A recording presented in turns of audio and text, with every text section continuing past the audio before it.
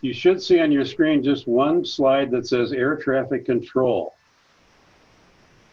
In this presentation, I want to give you a basic understanding of what goes on when you fly on a commercial airline and provide some information about private aviation. On June 30th, 1956, 56, a United Airlines DC-7 struck a Trans World Airlines Lockheed L-1049 Super Constellation, the one with the 3 vertical tail members, well over the Grand Canyon of all places.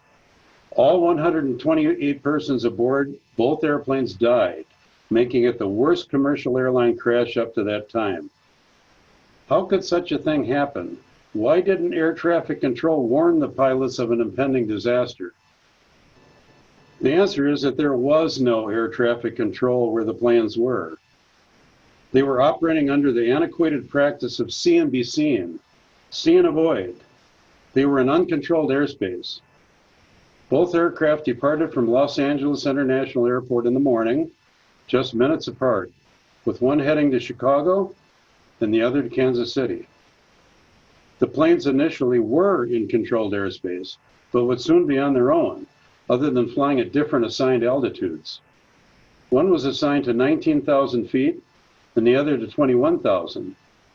However, as they neared the Grand Canyon, the pilot at the lower altitude requested 21,000 as well due to impending storms. There was no radar coverage at that location. The planes went down in very rugged terrain, so rough that even today some pieces of the aircraft remain. There were no black boxes in those days, which are really orange. These would have provided detail about the collision because one records cockpit voices and the other flight data. The public became aware of the rather crude methods that were employed for the control of aircraft. Radar was not widespread, and much of the control was the responsibility of pilots to see and avoid other traffic. 2 years after the accident, the Federal Aviation Administration, the FAA, was created and was given total authority over American airspace, including military activity. As procedures and facilities of the air traffic control, or ATC system, were modernized, mid-air collisions decreased in frequency. The first airport in the world to introduce air traffic control apparently was Croydon Airport in London in 1920. It issued weather and basic traffic information to pilots.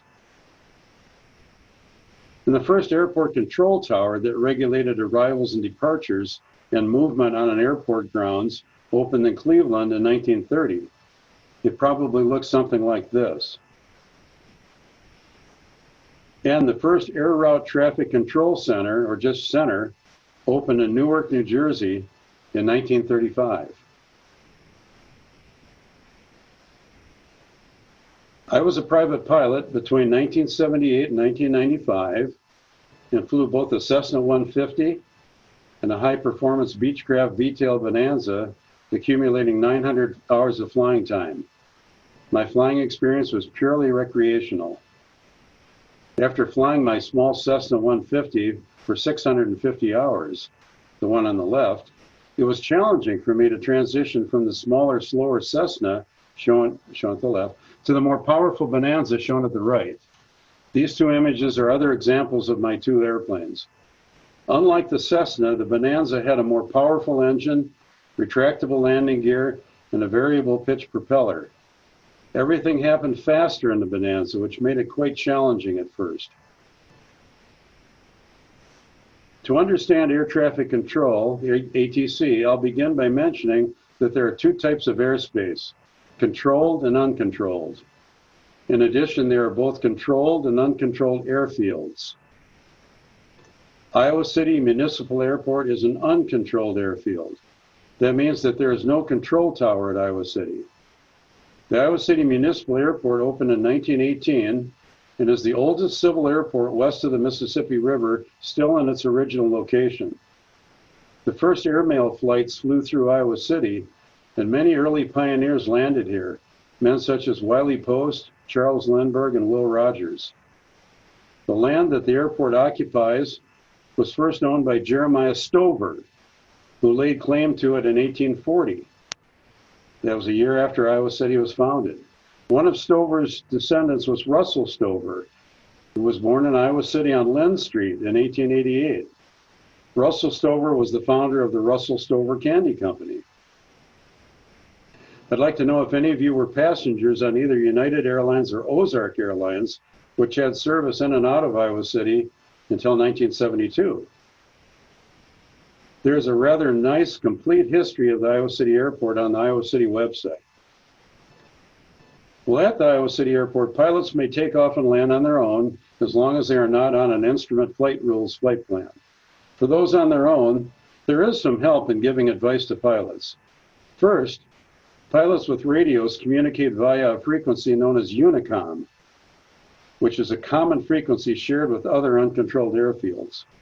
When I was flying near Iowa City, I might hear a communication from a pilot flying somewhere in Missouri, so you had to sort them out. Pilots use unicom to announce their positions and intentions to other pilots who are operating near the Iowa City Airport. This is used during both takeoffs and landings. I had a friend of mine who flew a small airplane in and out of Iowa City without the benefit of a radio, and he was legal in doing so. As another aid to Iowa City pilots, if someone is by the radio transmitter inside the terminal building, the wind information can be conveyed to pilots as well as the recommended, although not mandatory, runway to use. In addition, pilots can usually avail themselves of help from the air traffic controllers at the Eastern Iowa Airport. For example, I would use their services, although not mandatory, when perhaps 30 miles from Iowa City and intending to land at Iowa City. My communication may have been as follows. Bonanza 999er Golf Tango, 30 miles southeast of Iowa City Airport at 4,000 feet, landing Iowa City, requesting advisories. This way, the controller had information that would be of value for separating me from other aircraft. He would know my type of aircraft, have an idea of my speed, and know my altitude. He would also be able to see me on his radar screen, even without my call, but now he would have more information. The controller might say, Bonanza 999er Golf Tango, radar contact, squawk 5930 and ident. He was confirming that he had me on his radar, but in order to continually know my altitude, he is requesting me to set a specific ID with my transmission responder, called a transponder, and light up my position on his radar screen by means of what's called ident, short for identification.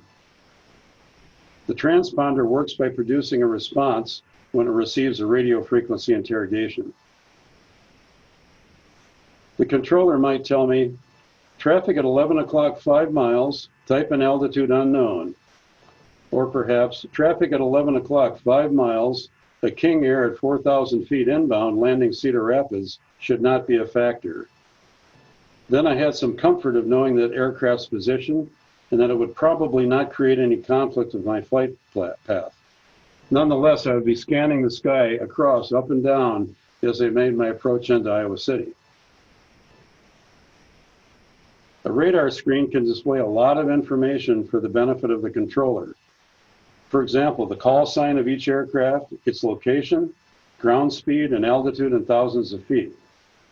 The controller monitors the positions of aircraft by location, speed, and altitude, and routes them by changing their direction, speeds, and altitudes when indicated. The controller has an awesome responsibility.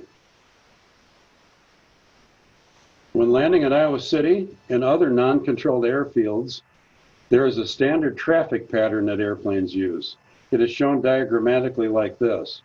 Traffic normally moves in a left-hand pattern. There's what's called a downwind leg near the top there, then turning onto the base leg, a shorter leg, and then the final.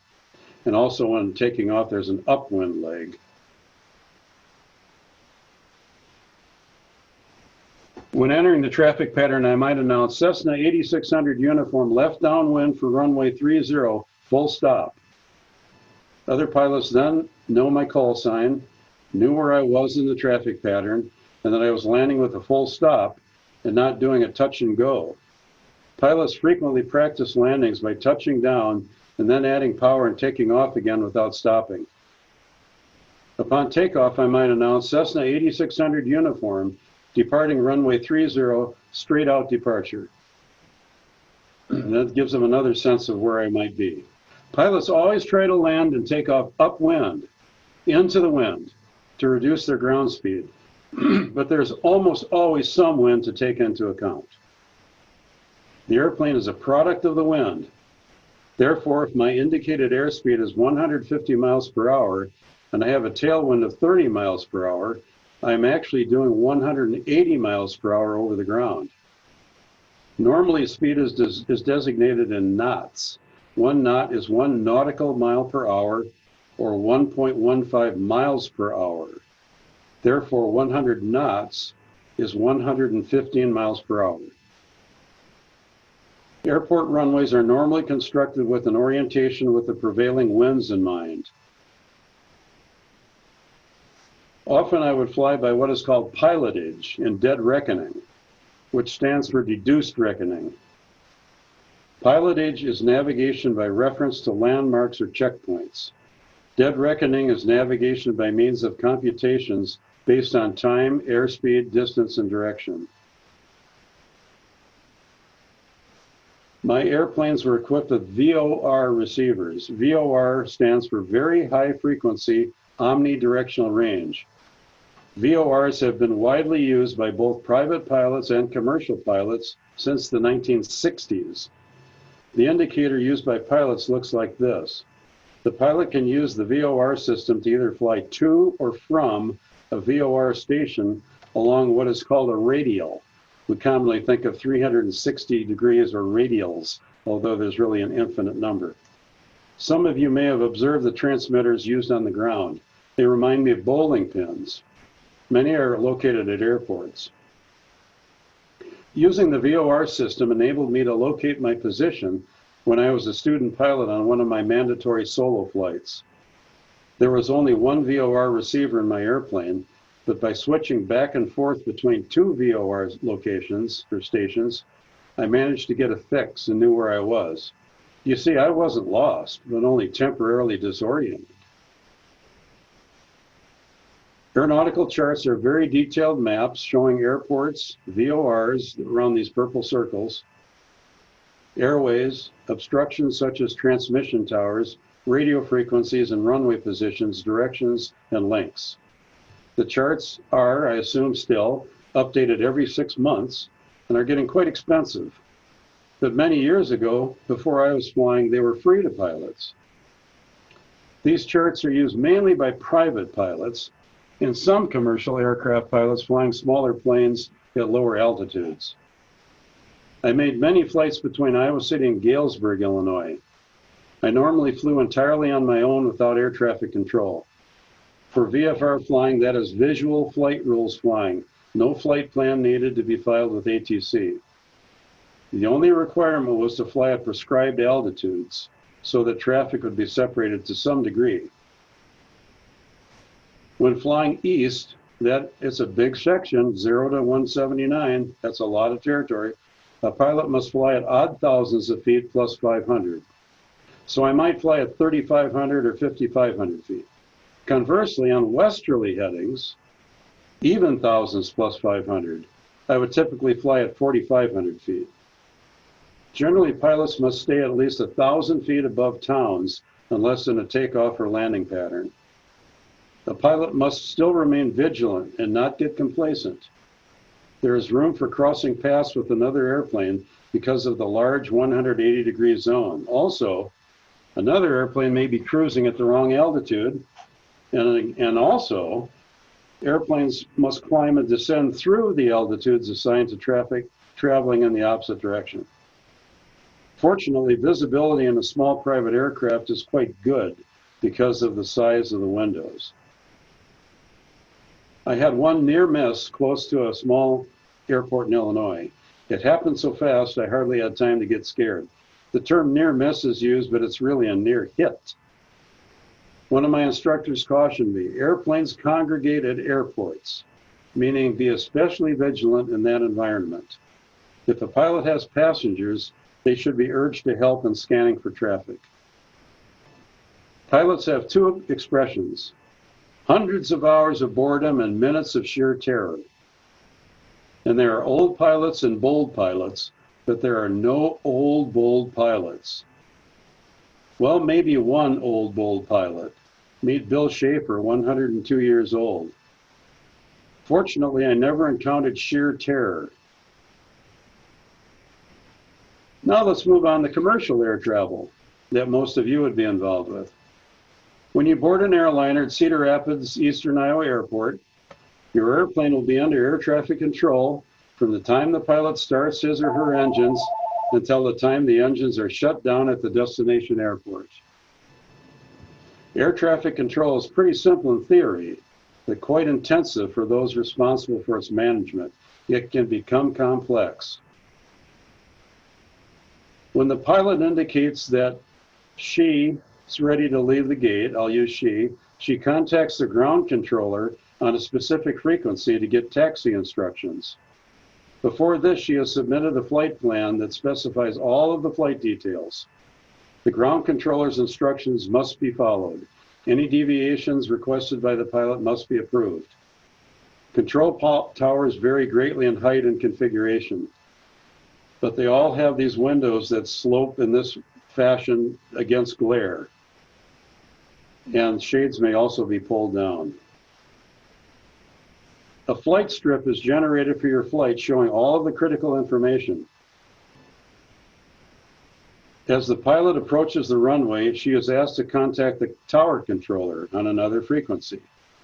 This controller will give her instructions such as runway 17, position and hold, or hold short of runway 17, or cleared for takeoff, runway 17.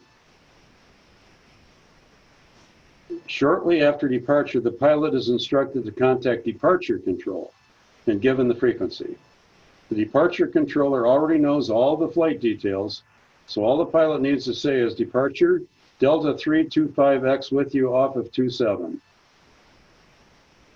If you depart Chicago O'Hare in a jumbo type airliner and listen to the pilot controller talk, you may hear United XYZ Heavy ready to taxi. My brother was traveling with a colleague and his friend heard something like that and thought, oh boy, the airplane was overweight. No, it simply designates the aircraft as a maximum takeoff weight of 300,000 pounds or more. After departure control, your flight will be handed off to a center controller. The United States is divided into these air traffic control centers. Here in eastern Iowa, we are in the Chicago Center. Each center is divided into between 2 and 9 sectors. As your airplane passes out of one sector to another, it is handed off to the controller in the next sector. Radar is used to track your airplane and help separate you from other aircraft. The center will handle your aircraft until it's handed off to approach control as you near the destination airport. Now I'd like to talk a little bit about altitude. Airplanes use altimeters to measure and display their altitudes. As an airplane ascends, barometric pressure decreases. This is what allows the altimeter to show higher and lower altitudes. When an airplane leaves a certain location, the proper barometric pressure or altitude must be set on the altimeter, and when nearing the destination, the altimeter must be reset to the barometric pressure at that location. The altimeter may also be reset along the way. If your flight is at 33,000 feet, your airline pilot will use a standard altimeter setting of 29.92 inches of mercury instead of local settings. The barometric pressure on the ground doesn't matter when you're at 33,000 feet. When the air traffic controller tells your pilot to climb and maintain flight level 320, he is saying to climb to 32,000 feet using the common altimeter setting of 29.92 inches of mercury.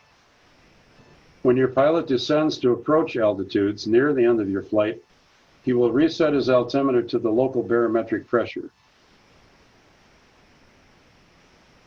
In the year 2000, we realized that air traffic control was plagued by severe congestion and costly delays. In 2007, the FAA began work on a modernization of the United States National Airspace System after Congress passed legislation to fund it. It is known as Next Generation Air Transportation System, or NextGen. We are in the middle of this program, with all major components projected to be in place by 2025. NextGen is generally described as a shift from a ground-based system of air traffic control to a satellite-based system of traffic management. One of the communication enhancements will be the following. Instead of all pilots hearing all communications for all aircraft on that frequency, each communication will be delivered only to the intended aircraft. This will eliminate the chance of another pilot acting on instructions for another aircraft with a similar call sign. This is already partially in operation. It will also reduce delays on departure and allow pilots to spend more time on critical tasks. Messaging is done digitally without using voice, and the flight crew sees the message on a cockpit screen. So as your airliner approaches its destination, approach control takes over. The FAA has established terminal control areas, or TCAs, at major air terminals. The configuration of a TCA is like an upside-down wedding cake. The airspace is controlled more tightly the closer the aircraft gets to the airport. Private pilots without flight plans can fly in uncontrolled airspace below the blue area, shown here in a TCA, in order to traverse the area or land and take off at small airports. Remember, I told you I use aeronautical charts when doing my private flying at low altitudes. These charts are critical for identifying and avoiding obstructions. Your airline pilot is flying without these charts because he is at high altitudes, and his routings take obstructions into account at any altitudes he will fly through, so such charts are unnecessary. When she gets close to the airport, your pilot will clip an approach plate like this one onto the yoke or steering column in front of her. It contains all of the information necessary to make a safe approach and landing. In this case, it is using an instrument landing system, or ILS. The ILS will give her, through the use of her instruments, the proper horizontal and vertical guidance, keeping her on course. It will also tell her the minimum altitude she may descend to along the way. At this altitude, visual contact with the runway must be made in order to safely complete the landing. Otherwise, a missed approach must be executed in the manner specified on the approach plate. Like all aeronautical charts, approach plates are frequently updated. Sophisticated electronic guidance systems allow landings with as little as a 200-foot ceiling and 1/2 mile visibility, sometimes even less. The Eastern Iowa Airport has higher minimums than the largest airports. This means that it's more likely to be unable to land in very poor conditions. For example, a few years ago when I was on a flight from Chicago O'Hare to Cedar Rapids, my plane got as far as Tipton and then had to return to Chicago due to fog at Cedar Rapids. Sorry about all these phone calls coming in. Now for somewhat of a perhaps gruesome thing, but an important thing. What can we learn from air crashes? I'd like to address 3 notable air crashes. After their investigation, the findings can often be used to help prevent future occurrences. All crash investigations are carried out by a team from the National Transportation Safety Board, or NTSB. In January of 1982, an Air Florida Boeing 737, very heavily used aircraft for short flights, crashed into the 14th Street Bridge over the Potomac River in Washington, D.C. Only 5 individuals survived. The cause of the crash was ruled as pilot error. Faulty de-icing procedures were used prior to takeoff. In addition, the crew did not activate the engine anti-ice system. The de-icing mixture applied by the ground crew was an inadequate blend, and after delays after de-icing, the crew elected not to return to the gate for additional de-icing. Neither pilot had much experience in winter flying, and they used poor judgment. From this, we learned that two things will improve de-icing operations. One, the use of a thicker, longer-lasting de-icing solution. And two, the action of de-icing near the takeoff location rather than just at the gate. Long delays on the taxiway after de-icing at the gate have been responsible for the accumulation of dangerous amounts of ice prior to takeoff. Ice destroys lift on the airplanes. Next, I'll discuss the 1977 Canary Islands Airport disaster at Tenerife. Surely you'll remember this one. The Canary Islands belong to Spain and are located off the coast of Morocco. The accident resulted in 583 deaths and remains the deadliest accident in the history of aviation.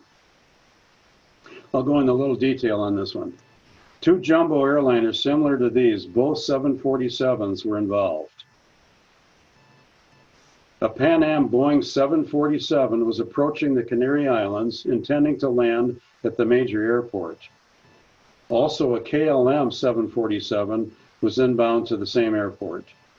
The Canary Islands are a major magnet for tourism, and this main airport had 2 runways and a complete taxiway system. Both planes were diverted to another airport on the nearby island of Tenerife because of a terrorist incident at the intended airport, which included a bomb threat and subsequent explosion in the terminal building. The KLM plane chose to use the delay to refuel, taking on fuel that was not required to complete its last flight. The Pan Am plane was ready to take off while the KLM was refueling, but could not get around the KLM plane. Both planes landed at Tenerife awaiting the opening of the larger airport. Many other airliners were also diverted there. Airplanes were parked on the taxiway, which blocked its intended pathway to the single runway. As a result, airplanes were forced to what's called back taxi down the runway to the far end and then turn around for takeoff. The KLM plane was cleared to back taxi on the runway and position and hold at the far end. The weather was closing in at this time. It became impossible for the Pan Am jet to see the KLM plane, and the tower controllers could not see either aircraft. Next, the Pan Am plane was cleared to back taxi down the runway that the KLM was holding on and exit via the third taxiway to get out of the way of the KLM so it could take off first. There was no ground radar at the airport. Now a crucial event occurred. The KLM pilot was given his clearance that would be in effect after takeoff. That is, he was given his routing. But 2 things happened. Number 1, the voice transmission was interrupted, leading to the inability of the pilots of both planes to hear a crucial bit of information. And second, the KLM pilot misinterpreted his clearance to include permission to take off. So the KLM plane began to roll and got up to considerable speed, still not able to see very far ahead. When the KLM captain saw that the Pan Am plane had not cleared the runway, he tried to lift off prematurely, but it was too late. The KLM plane could not get airborne in time and hit the Pan Am plane. The KLM crashed further down the runway. Both airplanes were destroyed. The KLM burst into flames, fed fiercely by the extra fuel that had been taken on. The first officer and flight engineer questioned the poor judgment of the KLM pilot to take off, but were not insistent enough. The captain was the pride of the KLM fleet, being its chief flight instructor. He was even featured in KLM's promotional magazines, making him kind of a rock star. The captain was also short-tempered and domineering. He knew an additional delay would cause a violation of KLM's duty time regulations and cause a cancellation of the flight. All those aboard the KLM plane perished, and 61 on the Pan Am plane survived. Analysis of this accident revealed that, as in most other accidents, there was more than a single factor that led to the tragedy. From this, we learned that standardized phraseology in radio communications is vital. In addition to the confusion in communication, there was a blockage of a vital transmission when 2 persons keyed their mic at the same time, effectively blocking part of the message. Crew resource management must be emphasized in airline pilots training. The captain must be challenged by the co-pilot when appropriate. Too often, the first officer hesitates to challenge the more senior captain, even when the captain is executing a questionable or wrong maneuver. The phenomenon of get-home-itis factored into this accident. Requirements for standard freeze usage were introduced worldwide, and avoidance of the word takeoff was stressed until the actual clearance for takeoff was given. The concept of crew resource management was emphasized so that a team effort would be used, not just the decision of the captain. The third accident I'll discuss occurred on May 25th, 1979. On a clear day, this DC-10, this very aircraft, departed from Chicago O'Hare with 258 passengers and 13 crew members on board, bound for Los Angeles. About 7 years old, the plane had logged almost 20,000 hours of flying time. It was powered by 3 engines and was capable of flying with just 2 of them. Immediately after takeoff, the flight crew knew they lost power in the left wing's engine. But unknown to them, the engine mounted to the left wing had become detached, flipped over the top of the wing, and ruptured vital hydraulic lines. The engine landed behind the aircraft on the runway. About 2 months earlier, the plane underwent some routine maintenance, including the removal of the left wing's engine and its replacement. The manufacturer suggested that the engine should be removed from the pylon first, followed by the removal of the pylon from the wing. American Airlines found it could save 200 man-hours and a lot of money by removing the engine and pylon as a unit. Complicating the work was that a shift change occurred at the maintenance facility during the removal of the engine. The rear pylon mount was probably cracked during the process and set the stage for disaster after a number of takeoffs and landings following the return to service. As the airplane went out of control, the pilots began procedures in an attempt to regain control, but the aircraft went into a steep left bank, eventually a 90-degree one, and after only 31 seconds in the air, crashed near a mobile home park in Des Plaines. A spectator took these pictures of the explosion during the crash and the frightening scene here on the left just before impact with the ground. On the right, I guess it is. The crash resulted in 273 deaths, including all aboard the airplane and 2 persons on the ground. It remains America's worst single airplane disaster and the deadliest aviation accident to have occurred in the United States. A personal story. My best friend from dental school specialized in crown and bridge work and had just finished a major reconstruction on one of his patients. That man was on that fateful flight. What was learned?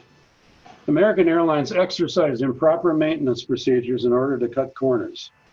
The senior staff at the maintenance facility did not monitor the maintenance procedure. In addition, McDonnell Douglas, the DC-10 manufacturer, specified to decrease power in the other engines when in fact the opposite should have been specified. We've also learned that wake turbulence can be deadly. I was given clearance to take off at Springfield, Illinois airport too soon after the departure of a military jet and was subjected to a somewhat frightening roll of my aircraft. I should have delayed my departure. That was my choice, but I probably thought I was accommodating the controller's request by an immediate departure. I did express my displeasure to the controller.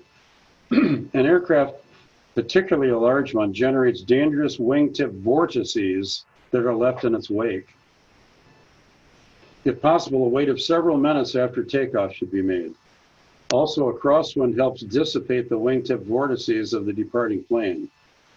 And the second plane to depart should try to lift off before the liftoff point of the lead aircraft and stay above the lead aircraft or well off to the side. Downbursts or microbursts are phenomena that we have learned from.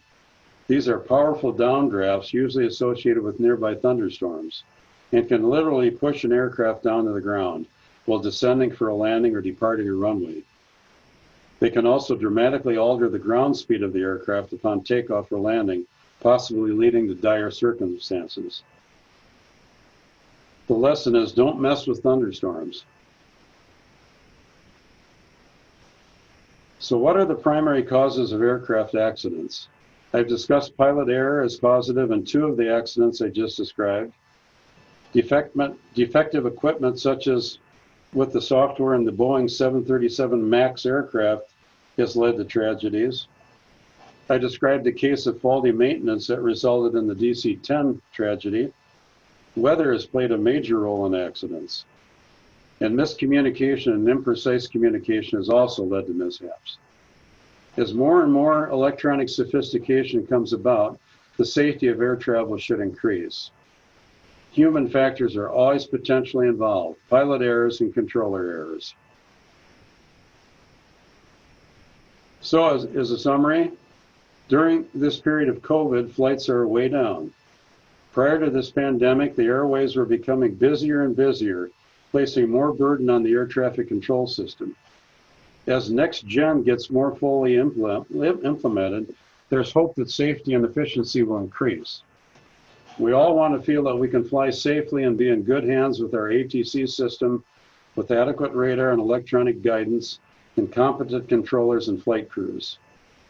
Considering the vast amount of flights pre-COVID, we have maintained a tremendous safety record, all things considered.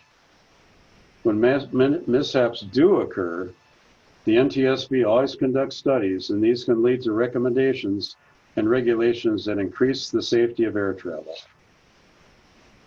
Thank you. I'll leave up my information here should you want to contact me. Thanks, Tom. I would like to just take a moment to recognize that we have the operations specialist from the Iowa City Airport on the call with us today. And so, Michael, I don't know how much you caught of that, and just wondering if you had any comments or insights or anything you'd like to share with the group about the program we just saw. No, it was a really well done program. I just note that my title has been upgraded. I'm officially the airport manager. Sorry about that. I wanted to upgrade you. But no, that was a very great presentation. And thanks, Michael. The Tom, nice to meet you. Same here. Yeah, I haven't been in the building for 26 years. Well, come on down. We'll give you a tour. Oh, that'd be great. I'm trying to find out where the comments are here, Michelle.